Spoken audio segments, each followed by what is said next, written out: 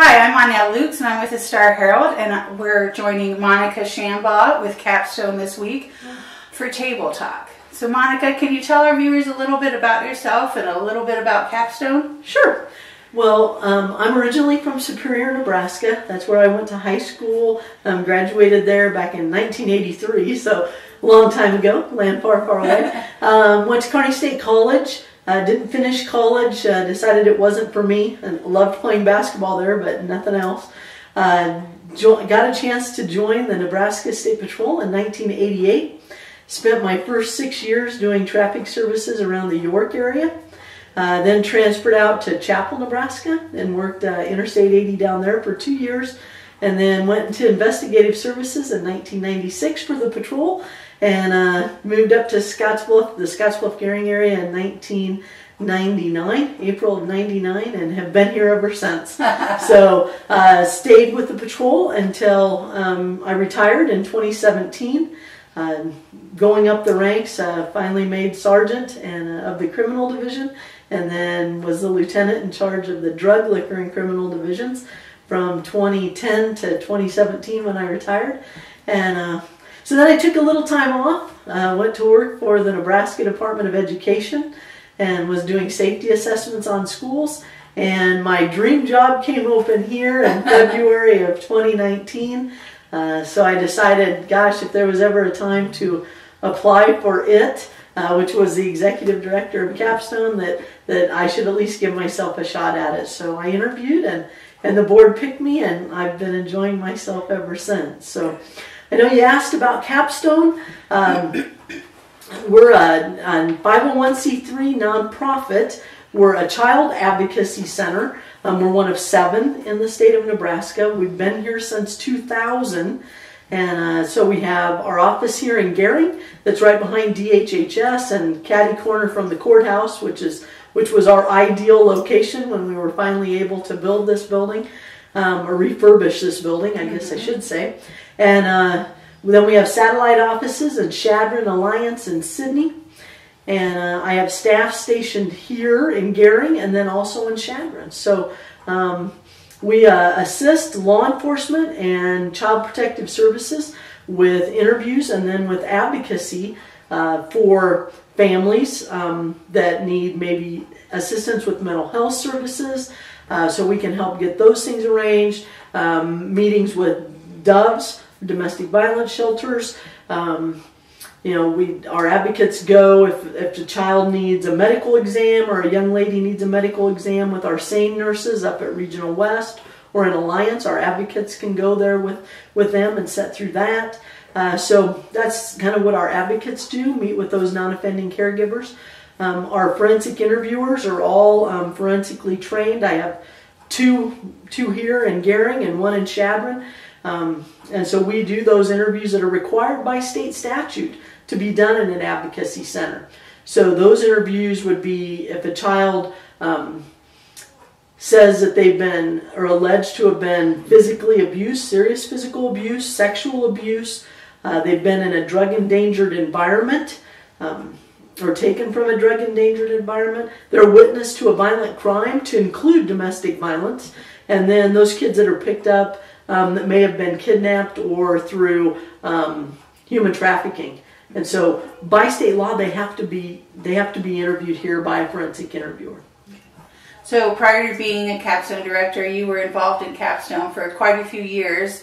If I remember correctly, you've been involved since the very beginning. So can you tell me about that and about the beginning of CAPstone? Sure. So in about like 1997, there was a group of individuals around this area that got together and said, you know what, we're not doing child abuse and neglect correctly. There were some people like Shelley Thomas, Vicki Marino that knew about what was going on in Huntsville, Alabama, which is where the original Child Advocacy Center started. And so they brought that information to Doug Warner, Dick Pazanka at Regional West Medical Center, and everybody just kind of got on board. The local PDs, the SO, Nebraska State Patrol, attorneys around here, the county attorney's office, medical professionals, people from CAPWIN, domestic violence. I mean, all those people got together and said, you know, how can we make this work to get an advocacy center started here? About 1998 and 1999, we kept trying to figure out how we could get something started. The state of Nebraska wasn't providing any funding for advocacy centers at that time. We had Joyce Hillman Cordum, who came forward and said, you know what, I'll be your first executive director, and I'll do it part-time, and I'll do it for no money. Wow. And so she helped us get, you know, our 501c3 documentation started, and worked with CAPWIN, and we rented part of their building up on East 24th in Scotts Bluff, and so we did those things, or I guess West 24th. Yeah, think about it for a second. But so we were finally able to get enough things together. People donated time and money for us to repaint rooms, and we were able to set up 2 interview rooms and get the ball rolling so that we had an advocacy center. So we actually opened our doors in December of 2000, and I was actually voted the first board chair. So, and held that position for about 6 years as we started utilizing the advocacy center model. Now, we did it a little differently out here because we didn't have any funds to pay for a forensic interviewer, a full-time interviewer. So we trained local law enforcement, we trained local CPS workers to do those interviews, and then Joyce at the center just kind of you know, kept us all together. Yeah. And we would let her know when we were going there to utilize it. Each agency had their own keys to get in there. So when we didn't have a full-time advocate when we started that.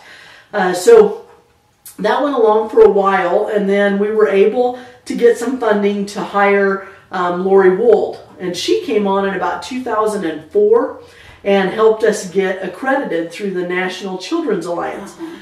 Which is huge because you need to be accredited. The attorneys want to know, you know, when we take cases to court, are you guys accredited and doing what you're doing? All those kinds of things. So that was very important, and Lori helped us get through that the very first time in 2005. So Lori was here for a while. We were able to get a part-time or a full-time advocate, and Anna Grola, she started. You know, so we just started adding people a little bit at a time, and finally the state of Nebraska said, you know what, if we're going to require in law that they have to be utilized, we're going to start providing some funding. Well, there's 7 advocacy centers in the state of Nebraska, and they don't fund every advocacy center fully. None of us are fully funded. So we were able to just add people a little bit at a time. So we had Lori Wold first as an executive, or second as an executive director, then Joy McKay came on. She got us through another accreditation, some more, you know, tussles with the state of Nebraska about funding, some grant writing. Then we were able to purchase this building down here and finally have a place that was close to CPS and close to the county attorney's office. I mean, that was really why we picked this building. Then Debbie Fitz came on as the executive director and got us through our first build here. And then Holly Brandt came on in 2014 and helped us get accredited again in 2015 and continue to add people here. So through grant writing, through VOCA, through the Crime Commission, getting some grants so that we could add a full-time advocate here, and then another full-time advocate in Chadron. We've got 2 full-time interviewers, and we've got some outreach going on now. So plus an executive director and administrative assistant.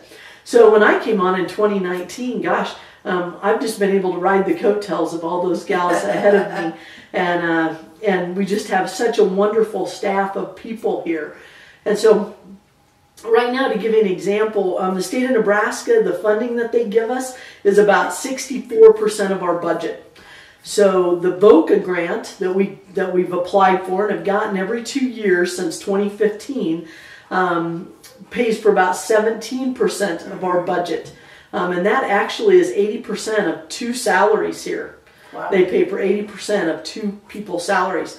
The other is fundraising. So 19% of our budget comes from people in the Panhandle Right. that help us out.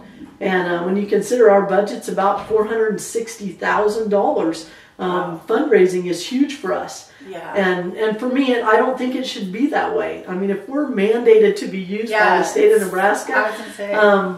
you would think that we'd be a little more funded. But Senator Sinner's been huge in getting money for that for our centers across the state. We got a little bit of a boost in the legislature last year, which added about $26,000 to our coffers, but it still doesn't cover all the people that I have employed here. Right. And I'm getting ready to write my first grant to Boca coming up here. So we'll hope that we can continue to get that funding so that we're not laying anybody off. And VOCA, that's Victims of Child Abuse, if I'm remembering. It's victims of crimes. Victims of crimes. Right, okay. And that's through the Crime Commission. And then you mentioned fundraisers, and one of your key fundraisers is Light of Hope. And can you touch on for that how much you guys raised this year, and then of course you're looking forward to next year. So this year we had to do it virtually. You know, there was just no way. We had done it for 11 years. 10 years as a breakfast, or 11 years as a breakfast, and then last year we did it as a business after hours, which just turned out phenomenal. Yeah. That's our joint venture with CASA. It's both of our nonprofits' biggest fundraiser. And this year we just couldn't, you couldn't bring people together. And we were going to bring in a gal by the name of Erin Merwin. She's trying to push through Erin's Law in every state, and it's about working with our legislatures to mandate certain types of sex education in schools because she was sexually assaulted as a child. Mm-hmm. And so it's in 37 states right now. Nebraska, of course, we're not one of those 50 yet. Right. Not one of those 37. So it's actually, I think, going to be presented to our legislature this year. Good. And so Erin Merwin was supposed to be here to talk to everybody in September. Well, when we couldn't do it in person, we decided to try a no-show event. We had our committees get together, and we sent out just our regular stuff to our corporate sponsors again. We had 40 corporate sponsors that provided over $23,000 to us this year from around our Scottsbluff Gehring area. And then we had another 20+ thousand from donations. We sent out over 400 invitations to people who had participated in our event in the past. We got over 80 of those back, and those 80 people raised over another $20,000 for us. The Scottsbluff County Attorney's Office did their bake sale again during our time that we would normally have our event. And they raised $684 for us. That's great for me. Yeah, it was a phenomenal bake sale. And then we also sold T-shirts this year and started that, and I believe that'll be something that will continue. Yeah. Our tagline this year is going forward is going to be brave, be strong, be you. It's on our little bands now that we're giving out. In the inside of the band has CASA and CAPstone and 911 or the 800 number for DHHS. We're giving these out to young people when they come in here because they have to be brave and they have to be strong to tell their story. Yes. And to give and to provide us with the information that they're alleging. So both agencies took $20,000 from that event. So it was huge. Probably the biggest fundraiser we've had as far as money that each one of us took. How crazy is that to do it virtually and do so well? But we really are hopeful that next year, September 2nd, 2021, we can have Erin Merwin here and do a business after hours with the chamber again and get everybody back in a building and just showcase CASA and CAPstone again. Yeah, and it'll be interesting to hear her talk about Erin's Law. Yeah. I know that you guys get a lot of reports through teachers and such, so it's good to have them have the best training they can have. Absolutely. So I'm excited to see how that progresses in the legislature this year as well. We'll have to keep an eye on it the next year. So during the pandemic, child abuse investigators and others have said there's concerns that child abuse is going unreported directly because of the involvement of teachers and school personnel in reporting child abuse. So do you guys think that that's happening in the Panhandle? And can you talk about why that's concerning? Sure. So to put it in perspective, in 2019, from January 1 to December 31st, we did the most interviews we'd ever done here. And that was 540 interviews at CAPstone. In relationship to 2018, when we did 426. Yeah. So, I mean, we're over 100 more. So then we had a phenomenal January and February. In fact, we had done 108 interviews in 2 months, January and February, and then the pandemic hits in March. And we went to March, April, May, and June, we averaged 25 a month. Wow. So totally, we were cut in half from what had happened in January and February. So June through October, about the middle of October, we were busy again. And I've got, we did 26 in June, then 54, 39, 57, 42. So we had a couple big months in there. And then, like I said, the middle of October, everything just kind of cut off again. Well, if you look at what happened in the state, about the middle of October, cases started going up. COVID cases started climbing up, so people stopped moving around. Schools were changing the way they were meeting with kids. Some were going to more hybrids. And then we started talking with, I've got some teachers on my board. One of them mentioned that, in the schools, because cases started going up, they were having to use more substitute teachers.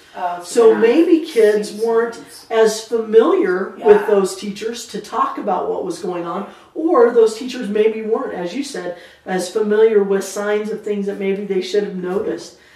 So with that happening, kids stopped coming to school. So we've heard that across the state, that as COVID cases went up, families were quarantined, a lot of absences in school. So we're ebb and flowing just like the pandemic is. When the numbers go up, we're seeming to go down, and that's across the state. When COVID hit really hard in March, DHHS was down like 60% in their intakes.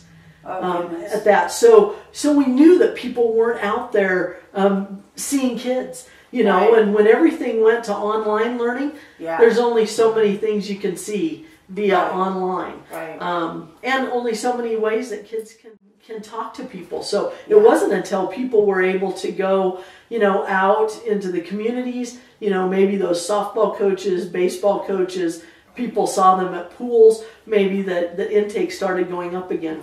The other thing that we noticed is the kids that we were seeing. So this year versus 2019, a lot more domestic violence cases. So we're seeing more kids from domestic violence families that have domestic violence in them. We're also seeing more internet crime cases and sexting cases. So one of the things that we've noticed here, and parents, this is for you, you've got to pay attention to what your kids are getting on, because we've seen young people here that are paying attention to taking pictures of their breasts and vaginas and penises, and they're sending them out via the dark web, and they're figuring out how to get onto those places. So people need to be paying attention to what kids are getting. Right now, with remote learning, younger and younger kids, where it might have been that you limited their access before, but you've probably opened that up more as a parent. Well, and when your kids are doing assignments online because you think they're doing schoolwork. And they're noticing that pictures that are coming into the National Center for Missing and Exploited Children, those ones that NCMEC are paying attention to, the girls are getting younger and younger. So 9 and 10-year-old girls are on the rise as far as sending breast and vagina pics out and about. So people just really need to pay attention. And we've seen that here. Younger and younger kids that are taking pictures of themselves, or even experimenting on themselves and doing things sexually. So for some of those who might not be familiar, what are common signs of child abuse or neglect? If I'm grandma, maybe what are some of the things I should be watching for? So, you know, one of the first big telltale signs is a change in attitude. So you have that young girl or young guy that's always been happy-go-lucky, and then all of a sudden they don't want to talk to you, they don't want to be around you. So that's a huge sign. For sexual abuse, maybe that young person that doesn't want to shower anymore, they don't want to take a bath, they don't want to be clean anymore. You know, if they have trouble sitting down, if they're telling you they're having trouble urinating. Physical abuse-wise, look for bruises, you know, things that look like handprints, you know, those types of physical things that you would see. I always tell people, pay attention to what kids draw. You know, if they're drawing body parts on pictures that wouldn't seem normal. I once had a 7-year-old that drew a penis on her dad. You know, that's not a normal thing for a child to do. Drew breasts on her mother as well. So, you know, things like that. Pay attention to what they're drawing, and then pay attention to what they're saying. We have to listen to our kids. Very seldom do kids lie about sexual abuse. And, you know, we have kids now, 5 and 6 and 7, that know that their parents are smoking weed. It's pretty common. We see those kids in here. They know what that looks like, what it smells like. They do. So it's just paying attention. We have got to pay attention to our kids. So this is kind of a question that I hadn't talked about before, but hadn't asked you before this, but in talking about the listening to kids, I mean, what is some of the, when a child discloses to you, what is a good reaction for you to have, a positive reaction, you know, before you're needing, you know, because you're going to need to, or you should contact law enforcement, but initially they've chosen perhaps to talk to you. What's a good reaction for you to have that you're not maybe adding to their trauma? Well, you don't want to do the oh my word, that's not happening to you, or, you know, call them a liar or anything like that. The best thing that somebody can do is listen, not ask a lot of questions, let them talk, write what they say down, and after they walk away or what have you, but and use their words. So if they call breasts tata, then that's the word that needs to be reported to DHHS, not breasts. You know, don't change their verbiage if they have a different word for a penis or a vagina. That's what needs to be reported to law enforcement, to CPS. The reason I say that is when we get into interview and we're looking at that intake before we go in there, and if we do a body part inventory and they call breasts a tata, we're looking at this report going, well, where did the word breast come from? And that isn't what they called. That isn't what they called it. So always, when you're making a report, use the words that the young person used. I just tell people, you know, you can't have that shocked look on your face. It's got to be the understanding look. The I believe you. It isn't for you to investigate. No. You're the bearer of information. You're providing that to CPS and to law enforcement. They're the ones that are going to investigate this. So if you're the grandmother or you're the aunt and somebody comes up to you and says, hey, this is what's happening, you need to take that information and report it. Everybody in the state of Nebraska is a mandatory reporter with regard to child abuse and neglect. Everybody. And that was, I noted that, you know, we're all supposed to be mandatory reporters. And so, well, you see that family in Target or Walmart and something looks out of line. That should be a red flag. You know, now you may not know them, so it would be a difficult thing, but if you knew that family, I always tell people report. Nobody's going to be in trouble for reporting if you're doing it in good faith. Yeah. You know, it's just like law enforcement, and you stop to render aid and something happens. Or you stopped as a bystander and you stopped to render aid in a traffic accident and something happens to that person, you're not going to get charged. Yeah. It's the same thing with child abuse and neglect. You're reporting because you're concerned about those young people in that household, right. in that environment. So as long as there's no malice along with that report, you're not going to be in trouble. And you can report anonymously. You don't even have to give your name when you call in to CPS. We would like you to. I'm sure that it helps in investigation. It does, absolutely. To do that, though. You know, but I always tell people to report, because it may be that DHHS has gotten 3 reports about this family, but there was never enough to get into that household. But your report may push that over the edge and give them the information that they need, law enforcement the information they need to get into that household. And we have got to protect our kids. Yeah, I think when you talk about that, there was at least one child abuse case where I know that the teacher she just documented everything from the little boy asking for food to all kinds of things. So, and finally was able to get something, and she did, though. She kept reporting, and then they finally were able to get that. Oh, absolutely. I'm that pretty bit sure I know the case you're talking about. I'm sure that you and do. It was monstrous.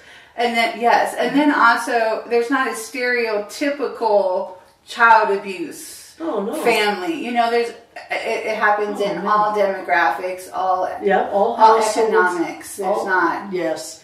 They could be the people with the most money to the people with the least money. Yeah. And we've seen all of that throughout the Panhandle here. I mean, we've had, families that you would think would never do anything like that to those families that, stereotypical and, so, child abuse and neglect runs the gamut. Yeah, yeah. So what resources would you suggest if someone has some concerns? And is there a resource for someone to maybe talk through a situation and that they're concerned? Sure. They can always call the Advocacy Center here, 632-7274. We've had people call here before and have listened to them and said, you know what, with your information, you need to call the 800 number. Right. So, and if it's something that has to happen like right now, they're seeing it right now, then it's 911 to law enforcement. The 800 number is 1-800-652-1999, and that'll get you the DHHS intake number so that you can report those as well. And if people are concerned and it is something that's going on right now, please call 911. Yeah. I mean, those things need to be reported as soon as it's happening. For those that work in like churches and other areas where they have a lot of contact with kids, are there programs that you recommend to them? I know Darkness to Light used to be a program that was recommended for teaching them about child abuse. We've done Darkness to Light. We also have, through the Advocacy Center, a Child Abuse and Neglect 101 training that we would gladly give to anybody. We go out and do it, some to schools, to daycares.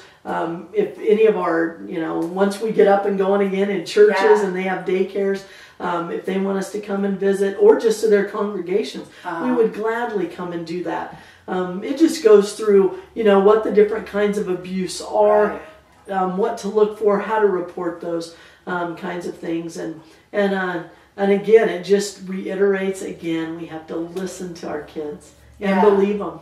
Yeah. And the more people who are aware, the better, and then they can even spread the word. We're just really wanting people to, as a neighbor, in your cul-de-sacs, on your blocks, please pay attention.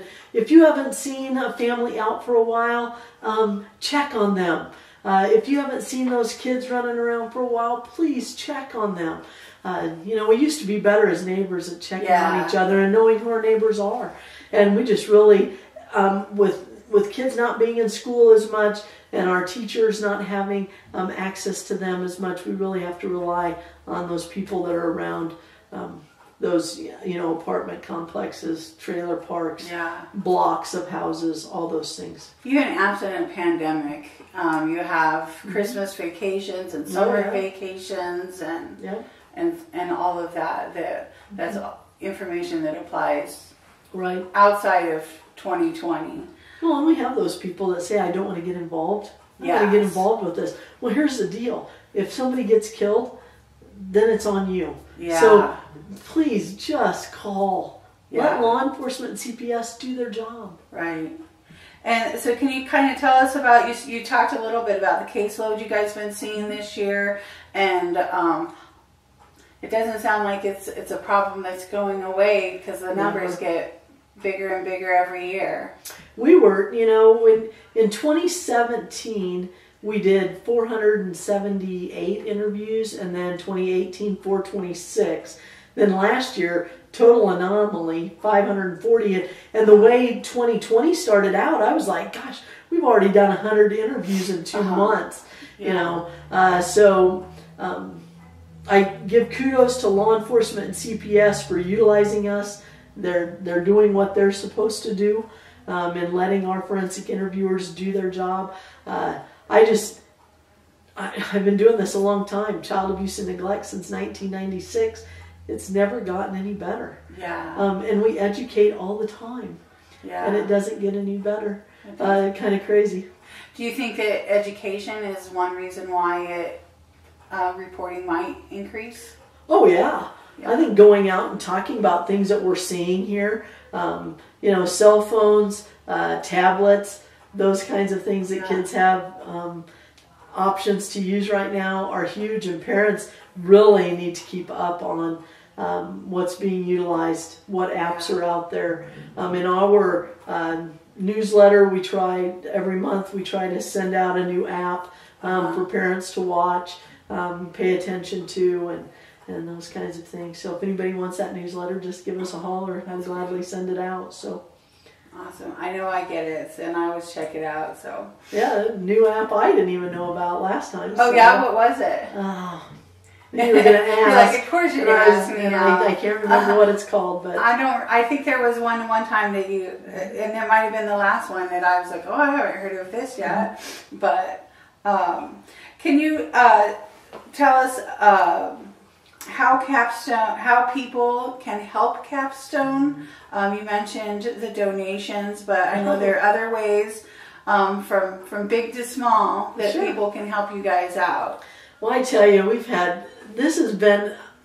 the Panhandle people are just amazing. So, besides our fundraiser, which went extremely well, we had a group and alliance, the Punishers and the Guardian Bells, who worked with the Night Museum over there. They did a fundraiser over Halloween and raised $4,000. And they divided that amongst some different agencies and alliance, but included CAPstone in that. And they provided us with all kinds of juices and snacks and Beanie Babies and journals. So we're set with that stuff for a while. So for us, probably right now, monetary donations. Yeah. Just to add to our fundraising pile, because we're pretty set on stuffed animals and journals and food. That's just been crazy.